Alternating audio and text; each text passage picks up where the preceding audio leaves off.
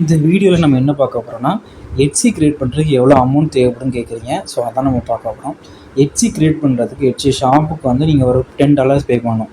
அது Indian rupee பொறுத்து மாறும். இன்றைக்கி வந்து ஒரு 920 ஒரு பேசிக்காக ஒரு அமௌண்ட் வச்சுக்கோங்க. அதுக்கடுத்து 3 சர்டிஃபிகேட் தேவைப்படும். அதுக்கு ஜிஎஸ்டி, ஐஇசி, எல்யூடி கோடு. ஜிஎஸ்டி எல்யூடி எடுக்கிறதுக்கு ஃப்ரீ தான். அது நீங்கள் தெளிவாக அப்ளை பண்ண தெரிஞ்சால் மட்டும் அப்ளை பண்ணுங்கள். இல்லைனா ஆடிட்டர் மூலமாக பண்ணிக்கோங்க.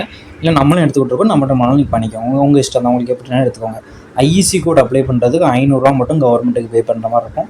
ஸோ டோட்டலாக பார்த்தீங்கன்னா நீங்களாக எடுத்துட்டிங்கன்னா ₹1420 வரும்.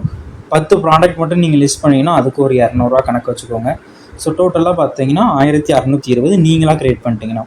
அதுக்கடுத்து இந்த ஜிஎஸ்டி எல்யூடியும் நீங்கள் ஆடிட்டர் மூலமாக போயிட்டீங்கன்னா ஆடிட்டருக்கு ₹2000 வரும். ஜிஎஸ்டி எடுக்கு 3500. ஐஇசிக்கு வந்து கவர்மெண்ட்டுக்கு 500. ஸோ அதை நீங்கள் முன்ன பின்ன மாறலாம். ஸோ அதையும் நீங்கள் செக் பண்ணிக்கோங்க. இது ஆடிட்டர் மூலமாக போனீங்கன்னா, இது வந்து ஆடிட்டர் மூலமாக போனீங்கன்னா இவ்வளோ சார்ஜஸ் வரும். ஸோ நீங்கள் நம்மளும் எடுத்து கொடுத்துருக்கோம். ஜிஎஸ்டி, ஐஇசி கோடு, எல்யூடி நம்மளும் எடுத்து கொடுத்துருவோம். ஸோ ஜிஎஸ்டி, ஐஇசி கோடு நம்மகிட்ட எடுக்கிறதுக்கு ₹2100. அதுக்கு எட்சிக்கு அப்ளை பண்ணுறதுக்கு $900. ஸோ நம்மகிட்ட எடுத்திங்கன்னா $3220 வரும். ஸோ நிறைய பேர் இதை நீங்கள் கேட்குறீங்க எவ்வளோ வரும்ன்ட்டு. ஸோ அதனால் இது ஒரு வீடியோவே எடுத்தாச்சு.